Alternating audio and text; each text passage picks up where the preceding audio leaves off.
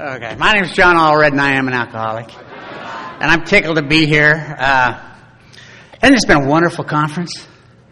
It's just been wonderful. I want to applaud everybody. I tell you, it's not an easy deal to put a conference together. It's a very hard deal, and everybody that's the hours and hours spent in service, I appreciate it very much, and I want to thank you for the invite. I was thinking, because they wanted me to do step 3, and so I think that reading was great on step 3 today. How do we do that, you know? And you hear a lot of things in Alcoholics Anonymous that, in fact, the speakers were so good. I just enjoyed what Billy talked about. We talked about a lot of the things that you hear in AA, and after a while you just accept them for being true. And they may or may not be true, you know? And it may or may not be right. I'll never forget the old timers, and the old timers are famous for this stuff.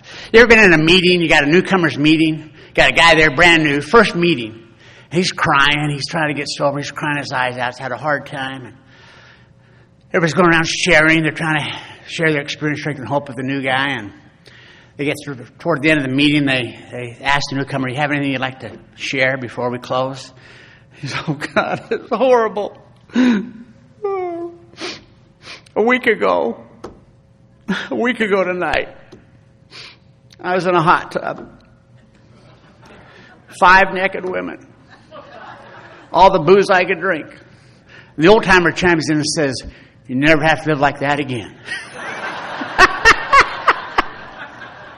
And you know what? That's just the right thing to say. You know? Because the newcomers will, oh, thank God. You know? It's just, but a lot of times you hear that stuff, and is it true or not true? Is it right or not right? That was right. Sometimes you hear, like, and Billy talked about it, you know, meeting makers make it.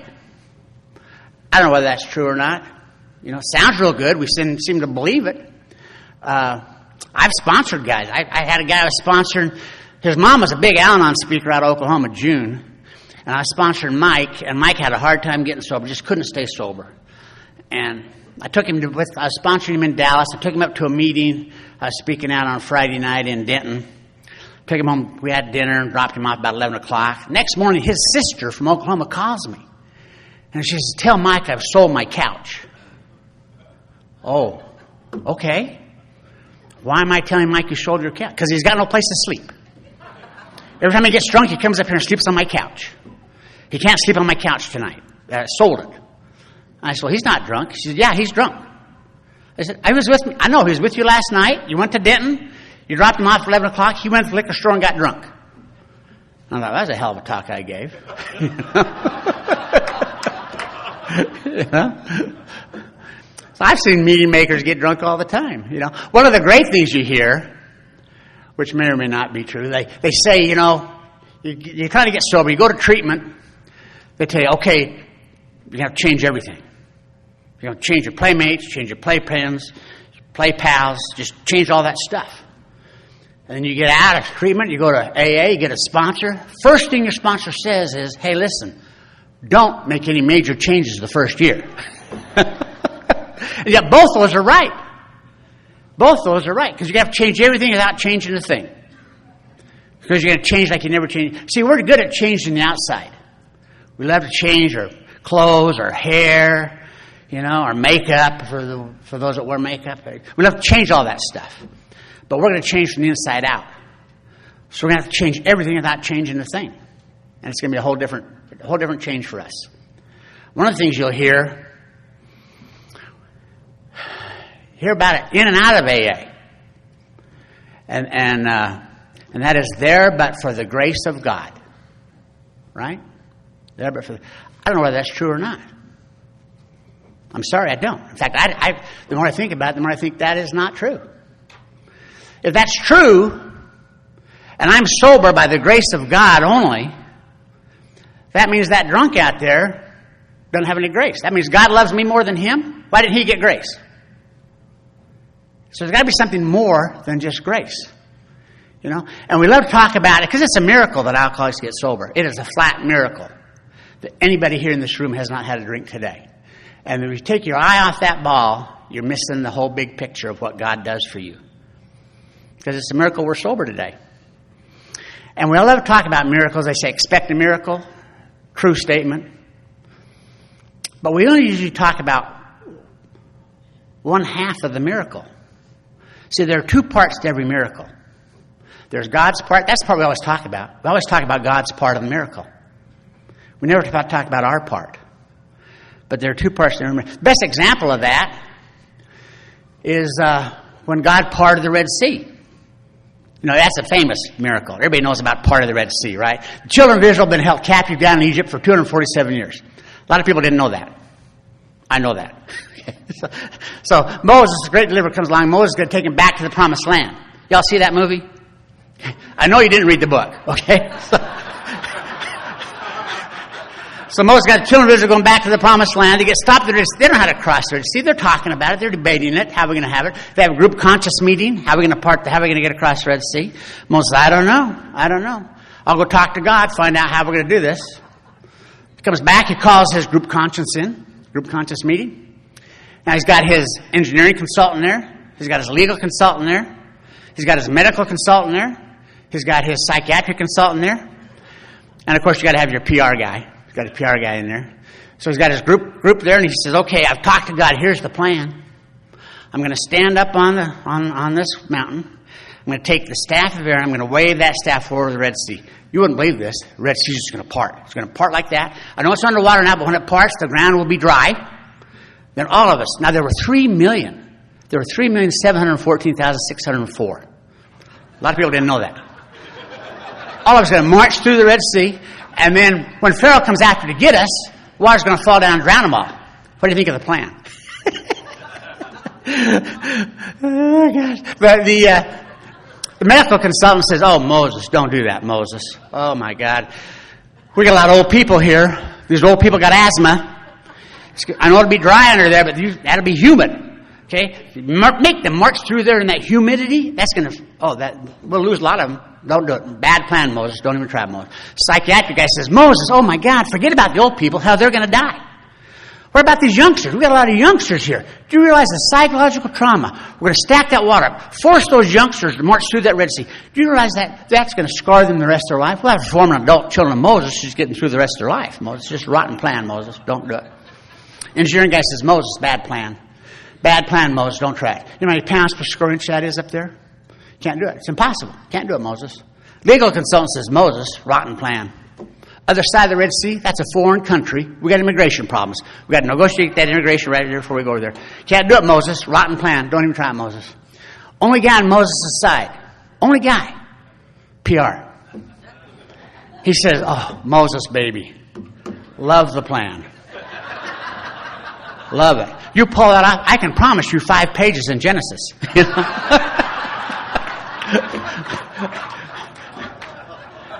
See, part of the Red Sea is God's part of the plan. That's God's part of the miracle.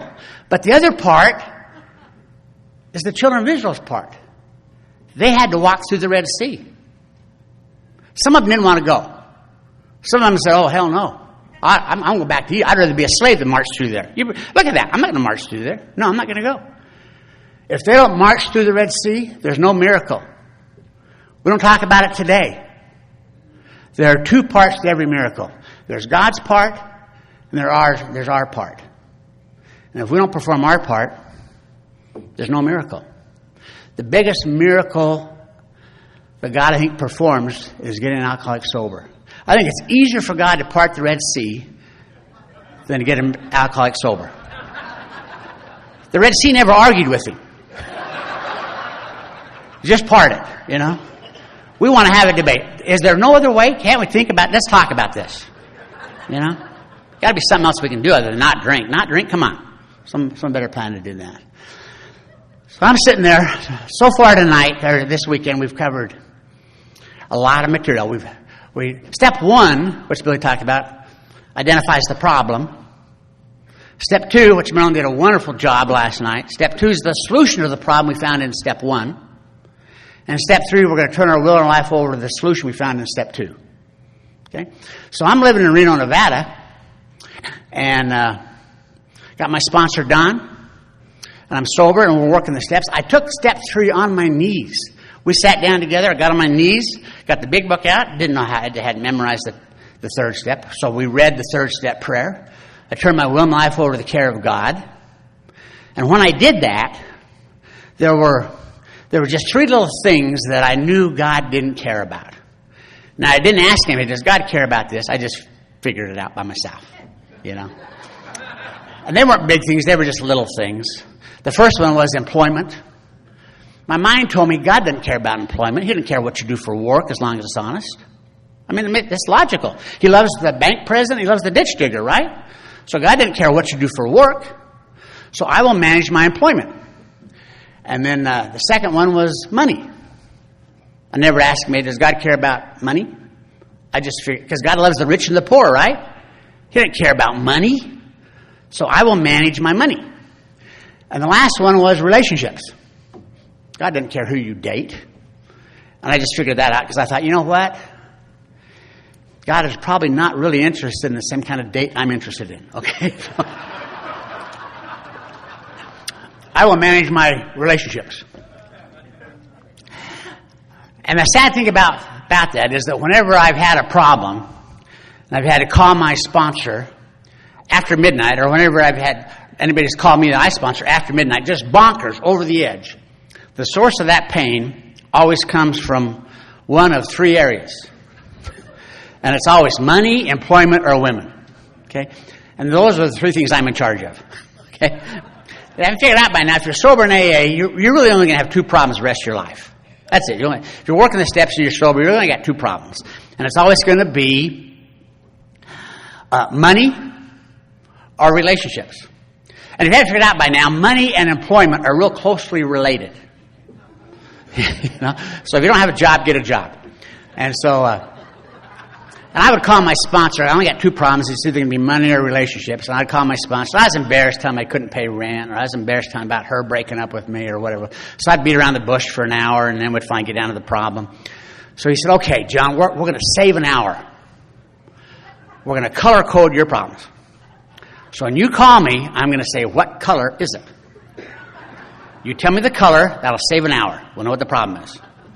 So it's either going to be pink or green. One of the two. And I got to tell you, a lot of times the green really affects the pink. It really does.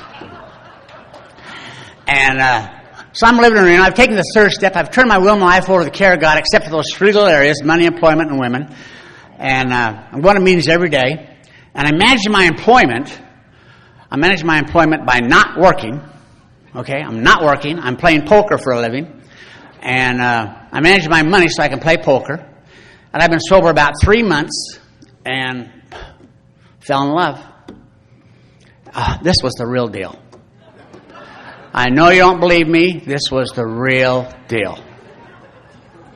Beautiful gal. Picked her up in a bar. Well, the book says, check your motives, and if you have reason to be there, you can go, you'll be okay. And I had a reason to go there, and I succeeded. And beautiful gal. Oh, sick relationship, painful relationship, hurt, pain. She was not an alcoholic, to my knowledge. She was a hypochondriac. Okay, now they're a lot like alcoholics, but instead of going to the bar at night, she liked to go to the hospital. Go to the hospital all the time. We're going to the hospital. One week we're down there, and the nurse comes out, big thick file, and she says, Val is very, very sick. And I said, well, thank God. We've been down there every single night this week. Can't find nothing wrong with her. She went through her file. This gal she's 30 years old. She had 17 operations. You know what my mind said? This is great. Think about that. I'm an alcoholic. I have a real disease. She just thinks she's sick. I'll get real active in Alcoholics Anonymous. She can get real active in Hypochondriacs Anonymous. And we'll just get well together. That's what we do in AA, right? We get all these sickos together, we put them all together, and we love each other and support each other, and we just get well together. This will be great. We'll just get well together. Sick relationship. Painful relationship. Wanted out. Couldn't leave. My sponsor said, well, leave. I said, can't leave. I love her, Don. I love her. I'm not going to leave. I love her, Don. You know what love is. You're so damn old. You forgot love is all about.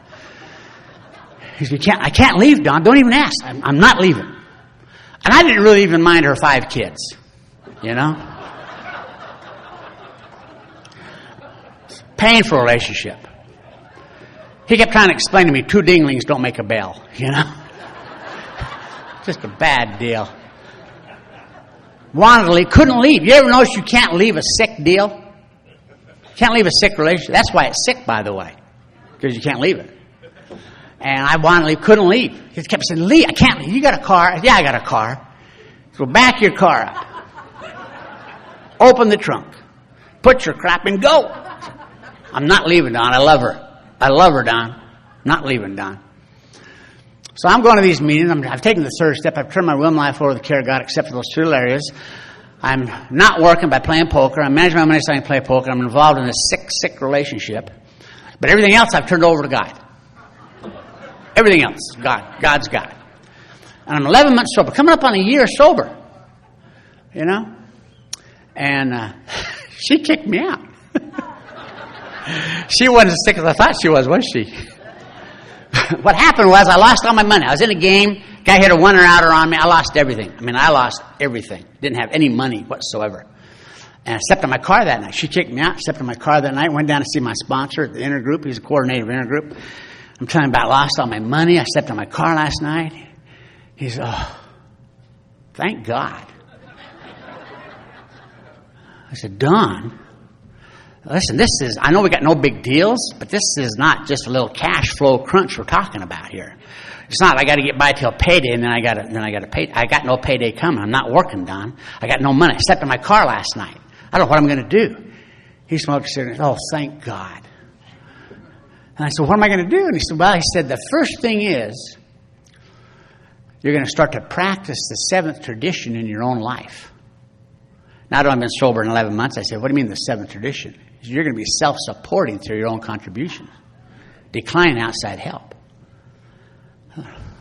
"Don, what exactly does that mean?" He said, "You don't borrow any money." He said, "You don't borrow any. I don't want to hear about you borrowing $20 from another AA. You borrow $20 from another AA, get a new sponsor. Because that's not your source. This is going to allow you to find a source that's going to take care of you the rest of your life. And that guy is not your source. Okay? You don't borrow any money from your mom. In fact, I don't want you calling your mom. You call your mom, you'll cry, she'll send you some money. May kill you. You need to talk to your mom, you tell me, I'll call her for you. Sure. You're going to go to your sponsor and say, will you call my mommy? You can't do that, you know. So he said, the next thing is, although you're a bum, this is key. Although you're a bum, it is not God's will that you look like a bum. You're going to look and act like what you are, which is one of God's kids. So I had to shave every day. I'd get up in the morning, I'd step in my car, I'd get up in the morning, walk down to the Shell station, I'd shave at the Shell station, and I'd put on I had 2 outfits I rotated every other day, because I'm supposed to go out and look for work.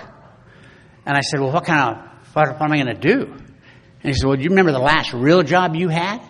I said, yeah. He said, what did you do? I said, well, I sold insurance, and I sold real estate, and I sold equities, and bonds and stuff, financial instruments. He said, then you go to the insurance companies and the brokerage houses and the banks, you apply for a job. Hey, if you're new, don't do that. I'm just telling you, don't do that. You've got to be bonded to doing that stuff. They got a lot of forms to fill out. Ask questions, none of their business. You know, they want to know, like, address. You put your license plate down there. MDE 237. I'm not sure where that is. Where does that have a zip code? Where is MDE 237? You know? It just was terrible. So he said, you're going to look and act like what you are, one of God's kids. So I'd shave, put on this new outfit, rotate it every other day. I had 2 outfits I rotated. Washed one out, put it in the back seat to dry, put the other one on, take a little sponge bath at the Shell station. And then I'd go out and look for work, and I couldn't find a job. And nothing was going right, you know. And it was just, and I used to walk around the casinos at night. During the day, whatever. Walk up and down rows and rows of slot. That's when they paid in real cash, you know, real coins. I'd walk up and down rows and rows of slot machines looking for nickels, dimes, and quarters. Because people would hit a jackpot and they'd scoop up their money and run off and leave a dime or a quarter or a dollar in the bottom of the slot machine tray. And you can make about $2 doing that, you know. Take you 18 hours, but you can actually find a couple of bucks doing that. Used to sweep out a bar. A lady owned a bar on South 751 bar. Name of the bar, 751 on South Virginia. She was in AA, but she couldn't stay sober. She was my Ebby. She couldn't stay sober, but she'd let me come down to her bar every Friday, and I'd straighten out her liquor closet and sweep the bar out, and she'd pay me $5 and feed me lunch. I got down to 135 pounds. I'm 175 right now. 135 pounds. Because I wasn't eating. Wasn't borrowing any money. I wasn't eating. My sponsor bought me one hamburger during that time. That was it. And things just weren't working, you know.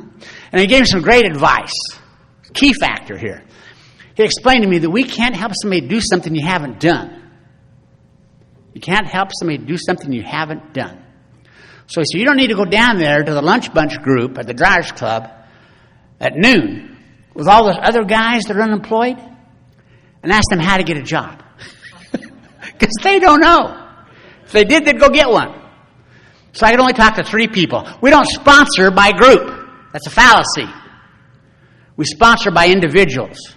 And he said, you don't go down there and talk to the group about your problems. I can only talk to 3 people about my problems. In fact, I couldn't talk about my problems in a meeting. He said, we're not interested that you haven't eaten today. You know, if you don't have any experience on the topic, then you pass. So I could talk to my sponsor. I could talk to his sponsor, which is Bob H. He's passed on now. All these guys are passed on. Pete Tyreen was Bob's sponsor. Those are only the 3 guys I could talk to about my problem. The best I could talk to. And it wasn't working out. Just wasn't working out. And I see other guys come in, you know, and they get jobs. Sometimes they get their wife back. They don't lose their car. Things work out for them. And it ain't working out for me. And it's getting to be cold and it's starting to snow and my nose is running. And it ain't working. And I've done everything they told me to do and I don't know what's going on. Why ain't it working for me? I've been sober over a year, and I'm living in my car. I got no money, I got no job, I got no place to live, I got no growth, I got nothing. And I'm sober over a year, and I don't make any sense of that. And my sponsor then, he said, you know, he said, here's what you do. He said, I've never lived under the bridge. You can't help somebody do something you haven't done. So go down to the men's stag meeting where you go on Thursday. And after the meeting, or if they call on you to share, just say, after the meeting, I want to talk to some people about how to live under the bridge. Because I don't know how to live under there. And he gave me some names of people he knew had that kind of deal.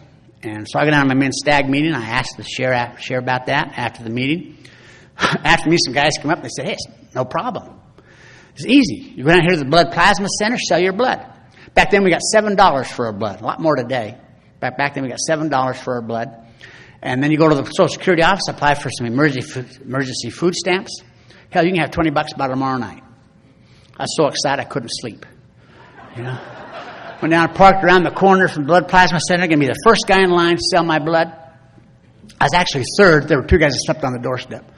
And went in to sell my blood. They wouldn't take my blood. Okay, you had to have 2 forms of ID. And one of them had to have a picture on it. Well, I had a driver's license, but didn't have a picture.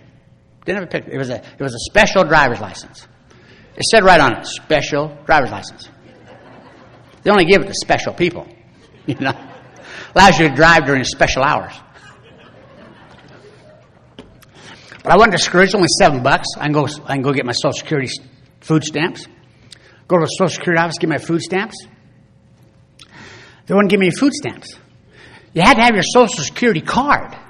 Well, I knew the number, but I didn't have the. I said, well, I know the number. You can look it up. I know the number. No, we need the card. I lost my wallet one time when I was drunk and I didn't have my Social Security card, never replaced it, so I don't have it. I said, well, fill this out, we'll mail it to you. Sure you will. How long will that take? 6 weeks. I'll be dead in 6 weeks, yeah.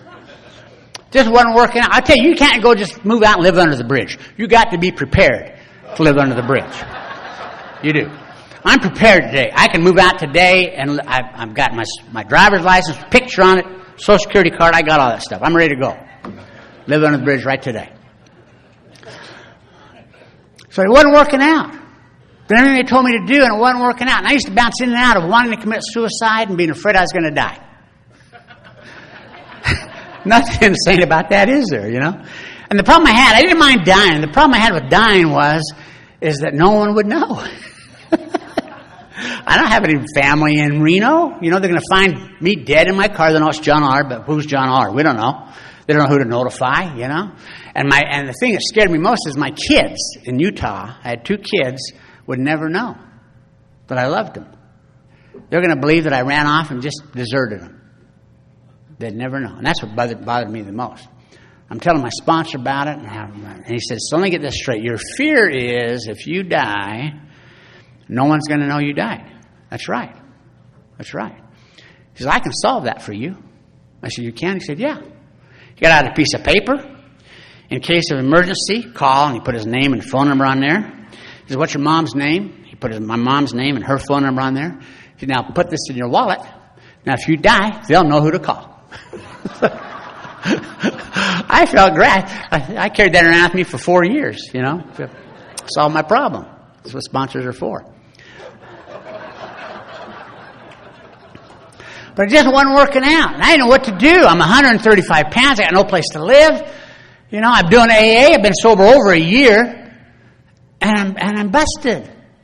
And nothing's working out. And my nose is running. I thought, I've got no diet. I have no immune system because of my diet. And I'm going to get the flu, and then it'll become pneumonia, and I'm going to die in my car. And then my kids will think I deserted them. They'll never know I loved them. And I'm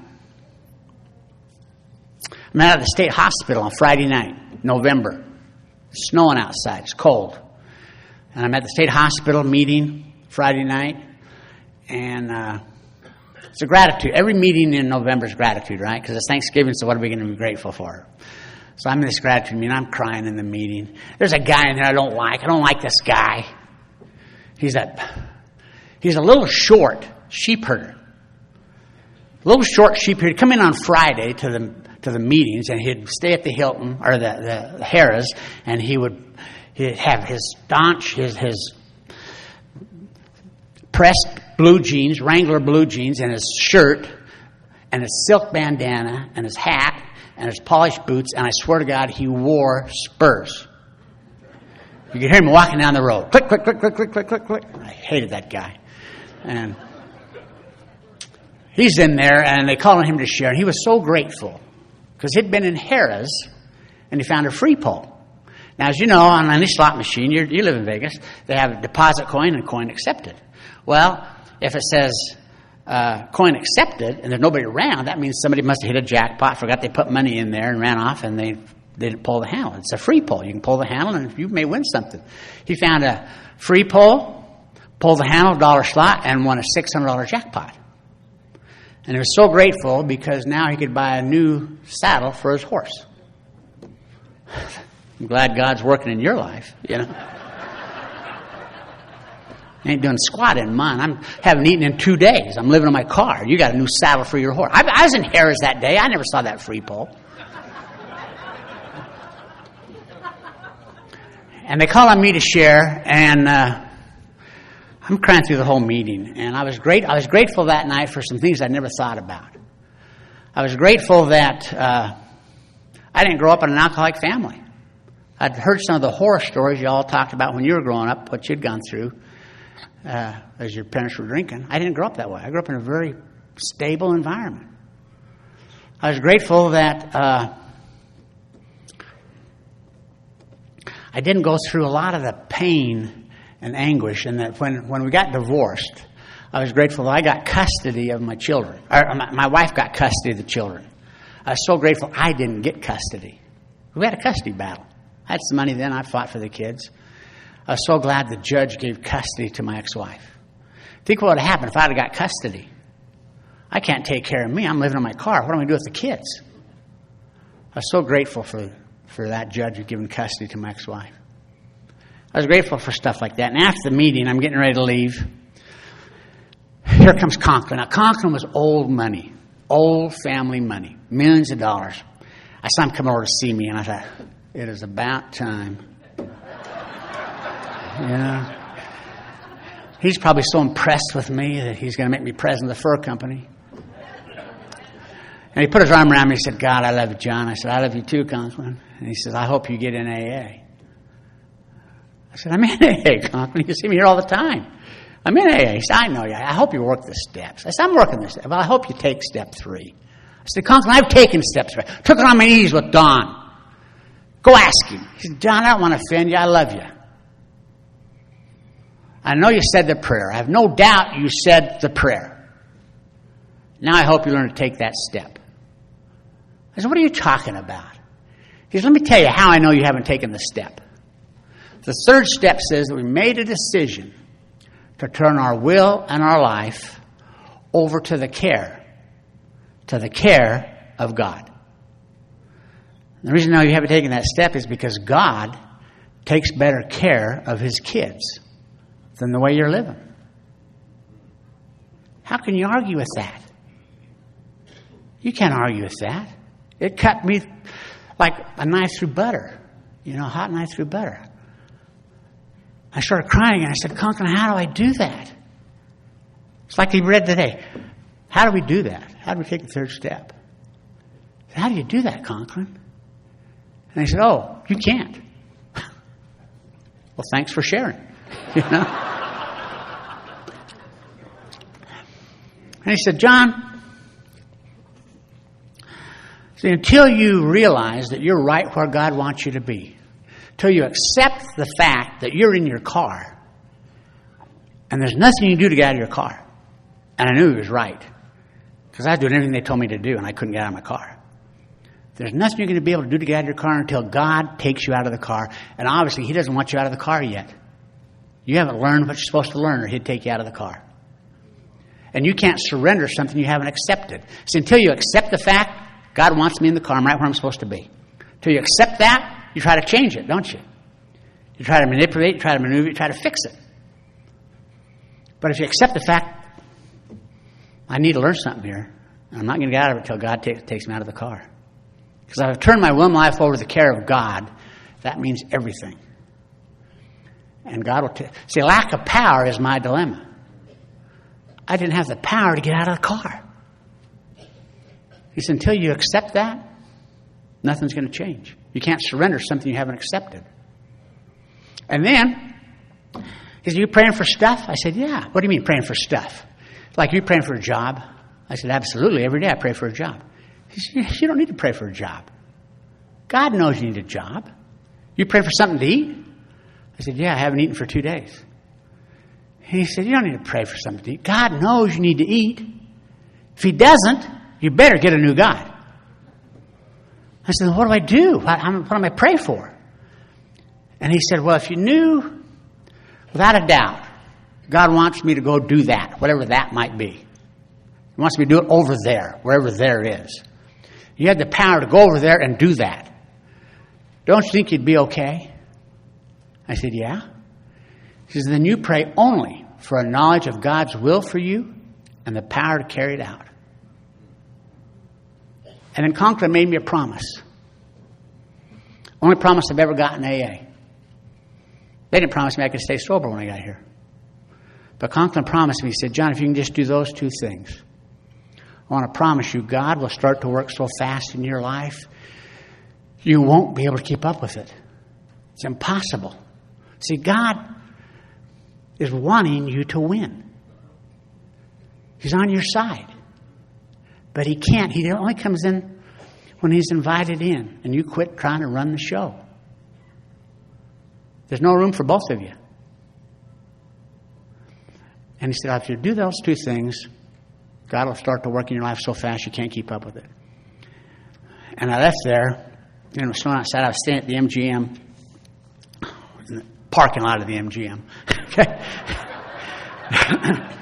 I would park in there, and I'd go inside, and I'd walk around the casino all night long till 3 in the morning, up and down rows, because it was warm in there. And I had a suit, and I had a tie on, shirt on, and I looked like, they kicked bums out, but I didn't look like a bum. I looked all right, and I'd walk up and down rows and rows of slot machines, looking for nickels, dimes, and quarters, drinking free coffee, and went out to sleep about 3 in the morning. Somebody from AA had loaned me a sleeping bag. I'm sleeping in the front seat, and something had to happen pretty quick. I wasn't going to make it. My nose is running. I'm tired. I'm just exhausted. It's exhausted. You get exhausted when you're homeless. You really do. And I'm laying there in the front seat of my car. And my prayer that night, I can't remember what I said, but I remember begging God to let me know what to do. I don't know what to do. I don't know where to go. I don't know anything, God.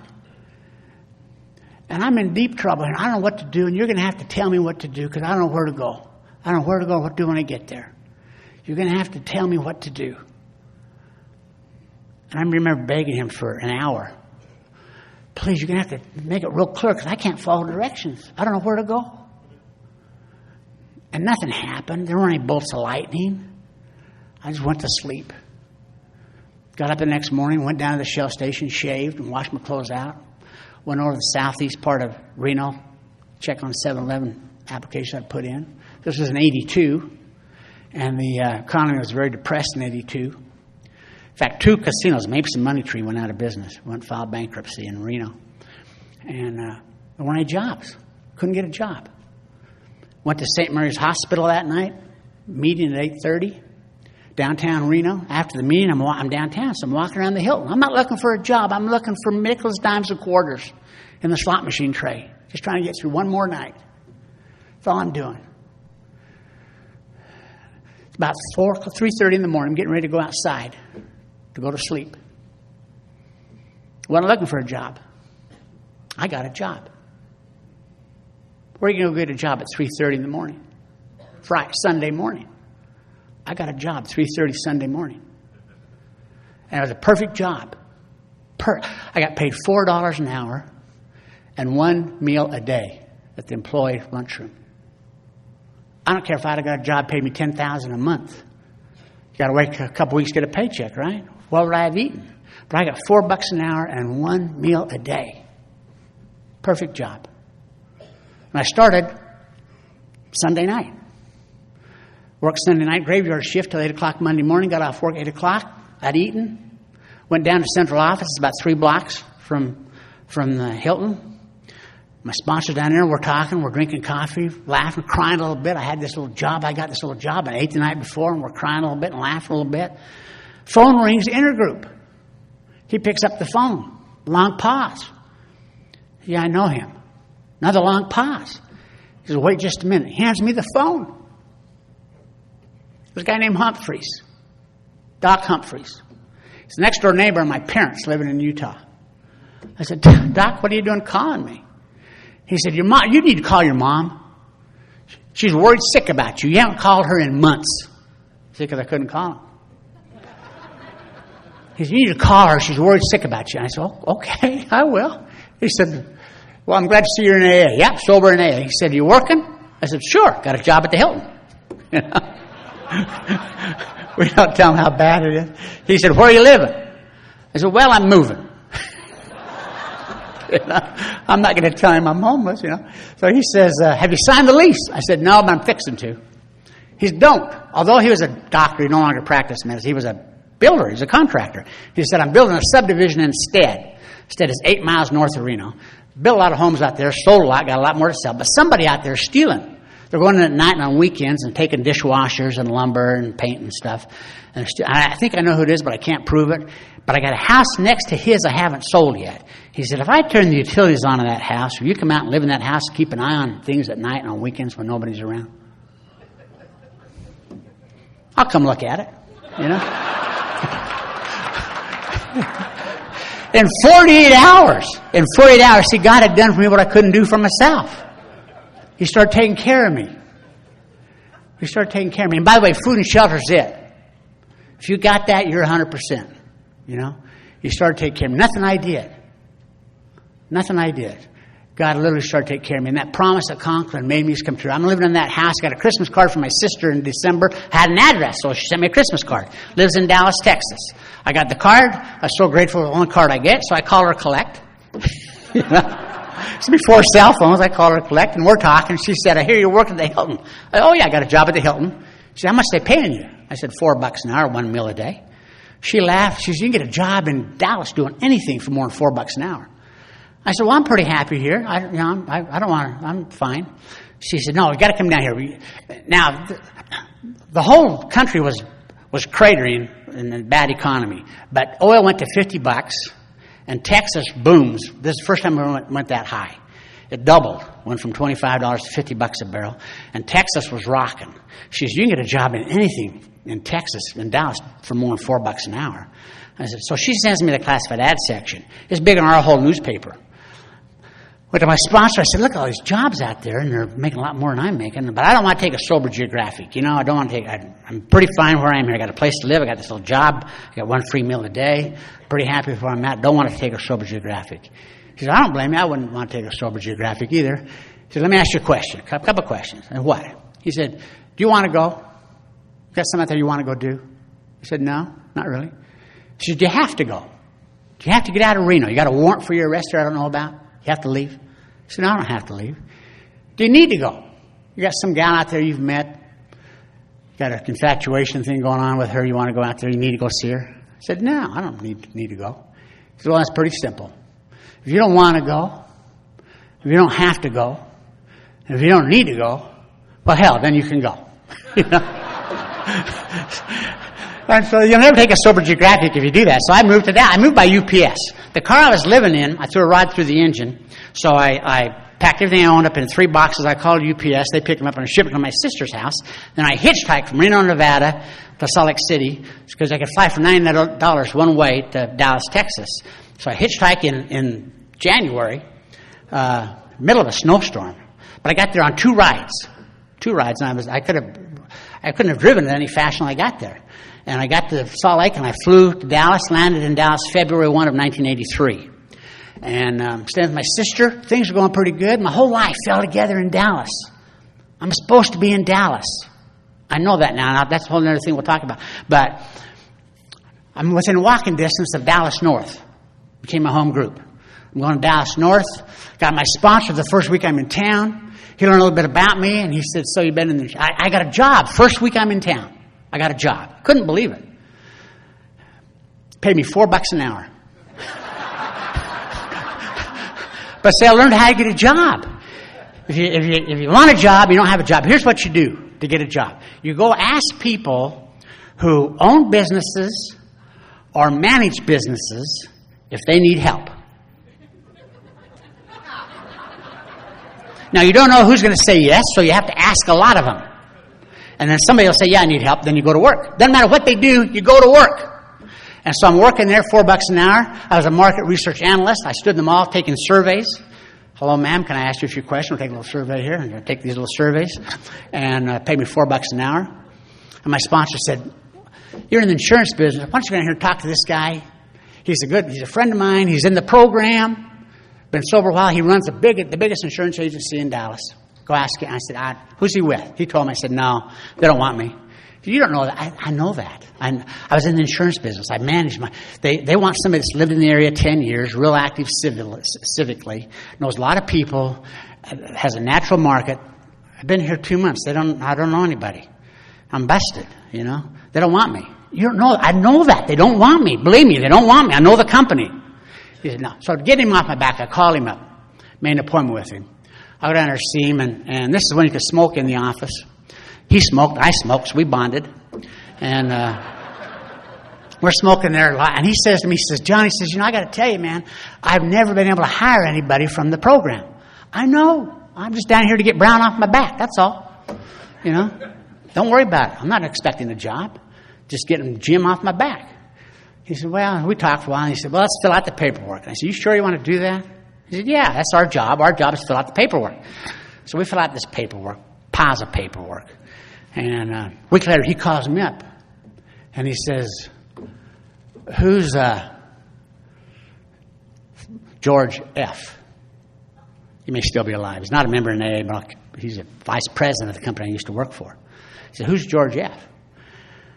I said, oh, God, he's the vice president of the company I was with. Why? He said, well, our vice president, executive vice president, he called me. And he said, are you nuts? Have you looked at John's application? Do you even know who you're talking about here? Have you looked at this? You're crazy. There's no way we can hire this guy. He can't be bonded. There's no way we can hire him. There's no way at all. He's only lived there 2 months, doesn't know anybody, has no natural market, has no resources of his own. No, we can't hire him. You're crazy. Why did you send that up here? He said, it's just It's not my job. My job is to fill the application out. It's your job to approve it or disapprove it. He said, well, you know what? Here, I'll tell you what. I know that vice president of the company he was with. I play golf with him all the time. I'm going to call him up and ask him about John Allred. I said, oh, great. What did George have to say? He said, well, George said if you're sober and we don't hire you, he wants us to tell you to call him because he'll hire you back if you're sober. He wants to hire you. Our vice president said, oh, no, we're hiring him. So he said, come on down, I can give you a job. I said, what about being bonded? The company's going to bond you themselves. You don't need to worry about it. You're okay, come on down. I said, well, let's talk about it. I mean, I like $4 an hour jobs. You know? If you don't show up there, you show up, they're happy, you know. They don't expect a lot out of you, $4 an hour. So I go down there and I've got to get this job. We're going to got to be in training for a couple of weeks, and I got to have a place to stay. Now the deal was, although I got to be self-supporting through my own contributions, I can take some help, but it's for a limited period of time. And there's got to be some conditions on it. So I'm staying at my sister's house. I moved there February 1. I got 2 months, and I got to move out 1st of April. That's it. I got 2 months to find a job that's going to support me, find a place to live, because I have no place to live, and I got to buy a car. I have no car. You know, I threw right through the engine. And I got $500 to bankroll that. And so I go down there and I'm talking to him, and I'm telling him, I said, well, you know, I've got this training coming up, but my sponsor said, ask him about a place to live. He knows a lot of people, and he may know of a builder that's got a garage apartment, somebody he's done some work for that you can rent cheap. So I asked him about it, and he said, yeah, go talk to this guy. Call this guy. Here's the deal, though, John. He's a personal friend of mine. You tell him the truth about everything. If you lie to him one bit, I'll fire you before you start. You got to tell him the truth. Tell him right where you are, what you're going to pay, and let him know what's happening. So I called him up, told him what the deal was. He said, don't know of any garage apartments, but go down here to the plantation house, the little apartment complex I own. Find Robbie, ask Robbie to show you the game room. The game room? Yeah, the game room. So I go down there, found Robbie. Said he wants to show me the game room. She said, why? I said, I don't know. Show me the game room. So back then, Dallas, they had, it was a dry city. No alcohol served, but if you joined an apartment complex, they had a private club. They had built a little clubhouse in the middle of the parking lot. And when you joined that complex, as part of the benefits, you could be a member of that private club and go in and have a cocktail. And so there's a 2-story building. The bottom story was dishwashers or washers and dryers. The top story was the clubhouse. So we walked into the parking lot, walked up the stairs, walked in, 1,400 square feet. Freestanding fireplace, 12-foot bar that ran down this side. They'd made that into a kitchen back there. They had a sink and a refrigerator and a stove. And then they had 2 bedrooms because you have a his and her, right? Bath. So each bedroom had a bath. 1,400 square. She said, how much do I want to rent this for? She said, John, I've been here 9 years. We've never rented it. I don't know what he wants to do with this. So I go back and I call the guy and he said, what do you think? I said, I don't think I can afford it. And he said, now I've never met this guy. To this day, I have not met this guy. He said, you told me where you're at. I'll tell you what I'll do.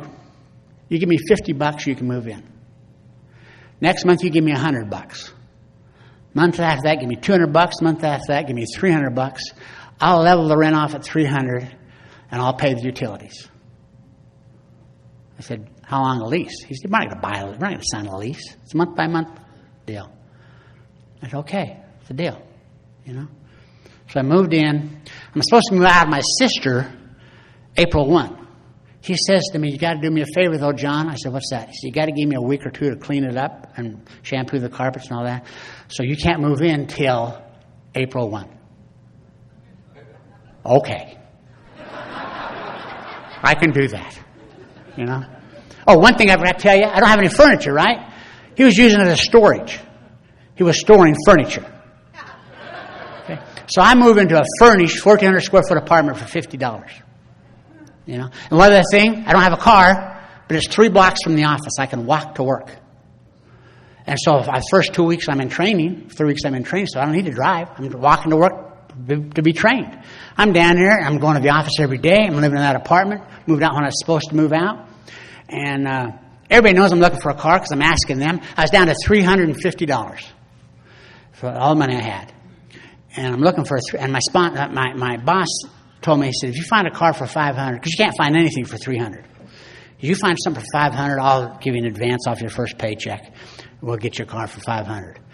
Well, I found one for $500, but it didn't have a front seat.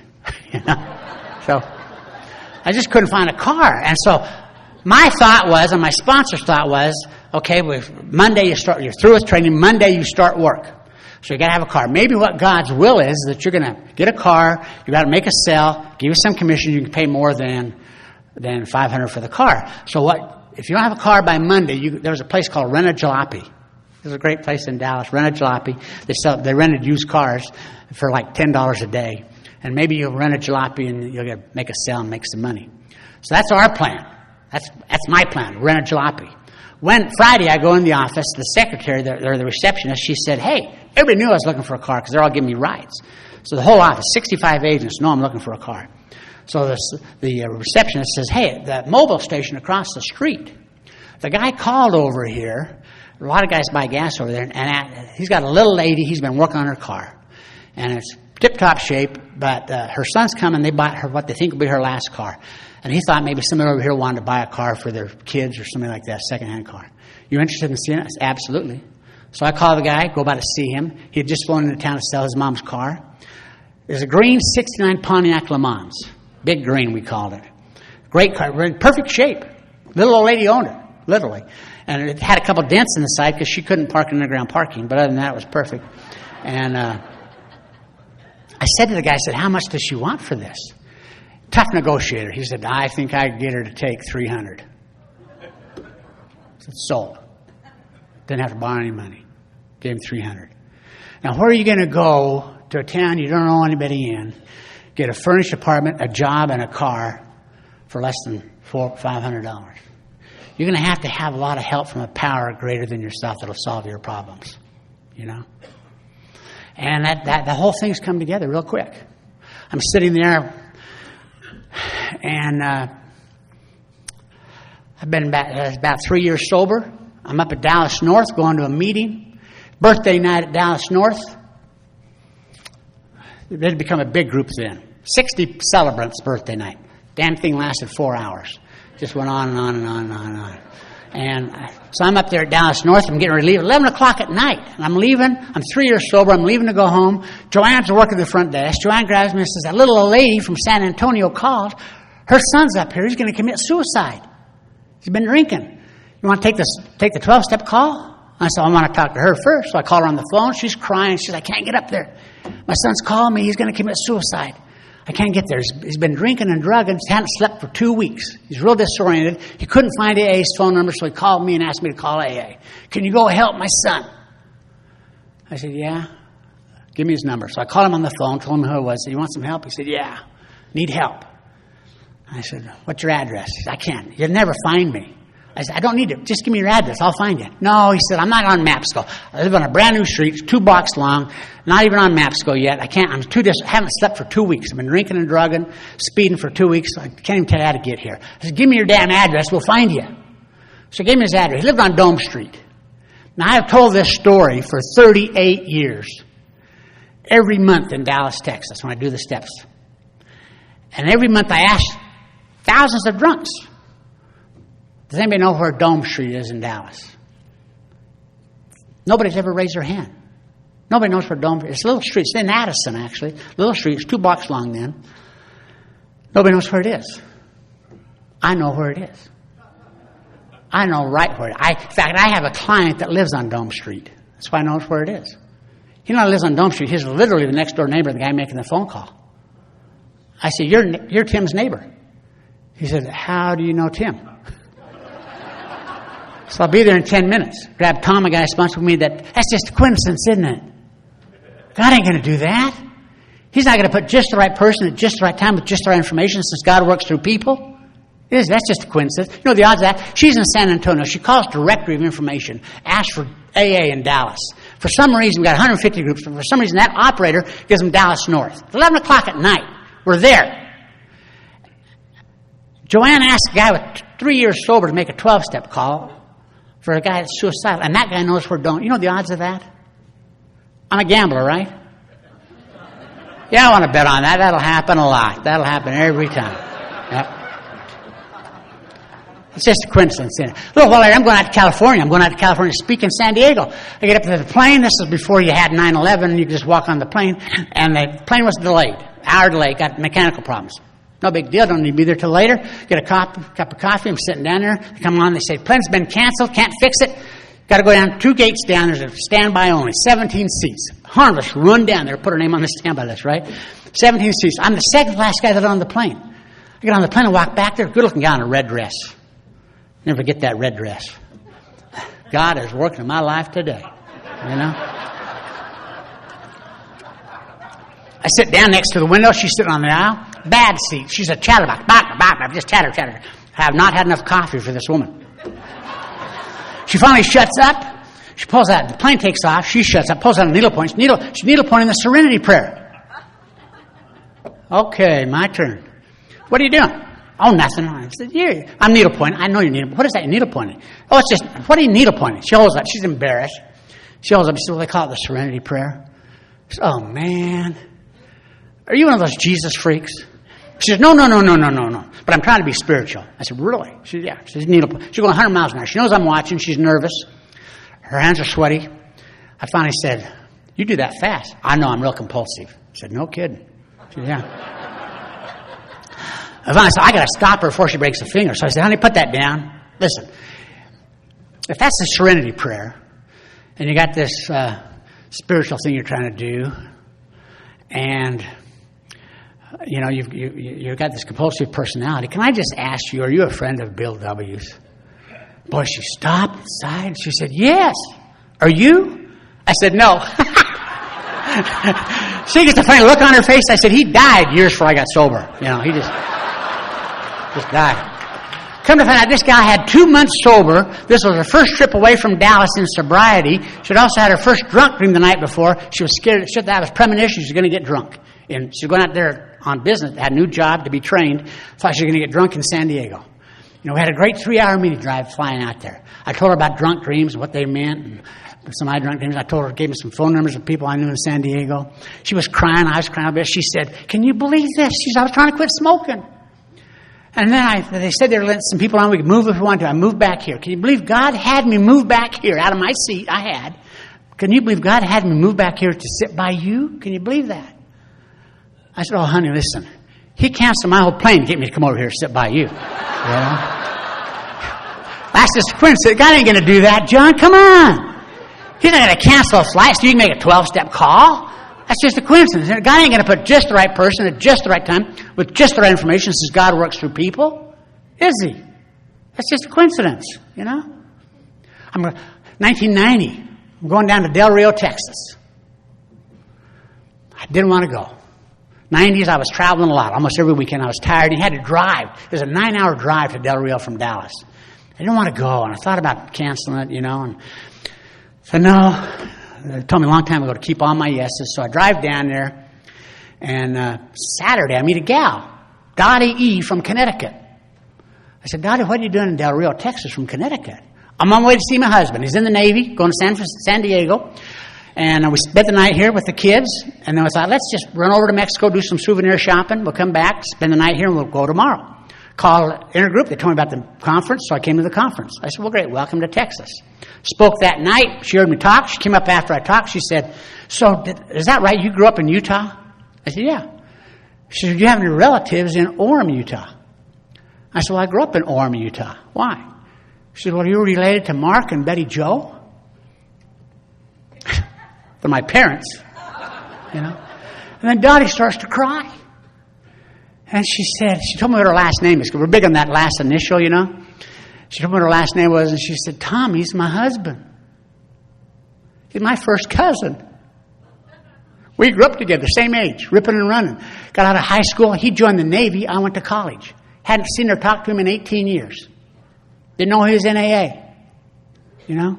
They met in AA. They got married. She was on her way from Connecticut down to San Diego to serve him with divorce papers. Because Tommy had a drinking problem still. He'd gone back to drinking. He was drunk that night. That cracked a little window, and we made a 12-step call on Tommy. And today they have 47 years of marriage. And Tommy's got like 32 years sobriety. You know? That's just a coincidence, isn't it? God ain't going to do that. You know, she's in Connecticut. He's in San Diego. I'm in Dallas. And I meet a gal that I didn't know in Del Rio because she decided to spend the day. Nobody spends the day in Del Rio. You know? That's just a coincidence. God ain't going to do that. He's not going to put just the right person at just the right time with just the right information since God works through people.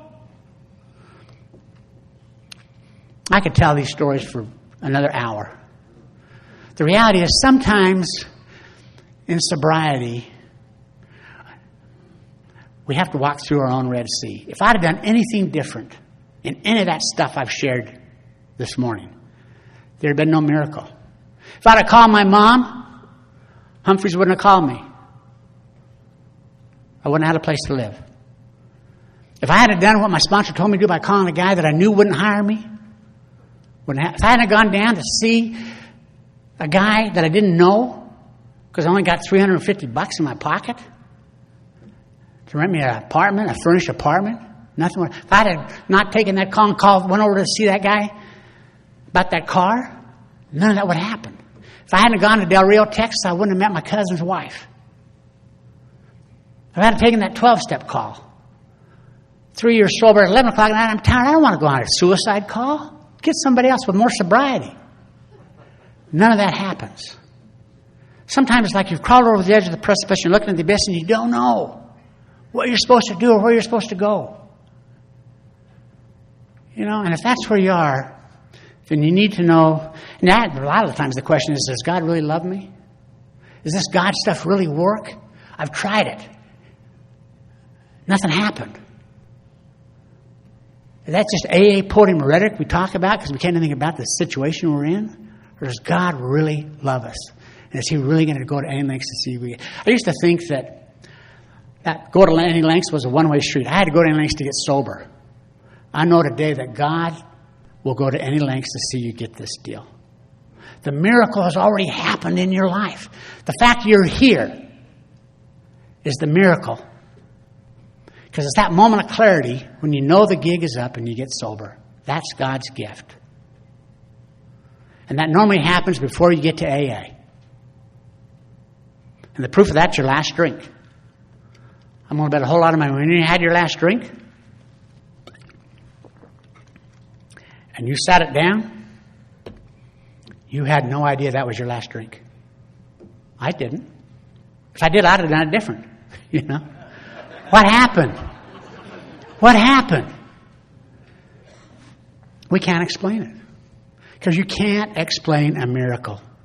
That's what makes it a miracle. If you could explain it, it wouldn't be a miracle. You know? God loves us and is totally committed to our success. And if you need to borrow that God till you can find a power of your own that will solve your problem, then do that. Because I've borrowed yours lots when I didn't know. You know, borrowed yours lots. And I don't know when God will help you. I have no idea when He's going to help you, but I can tell you exactly how He'll help you. I know exactly what He's going to do. He's going to put just the right person at just the right time with just the right information because God works through people. And I appreciate it. Let me share. Thank you.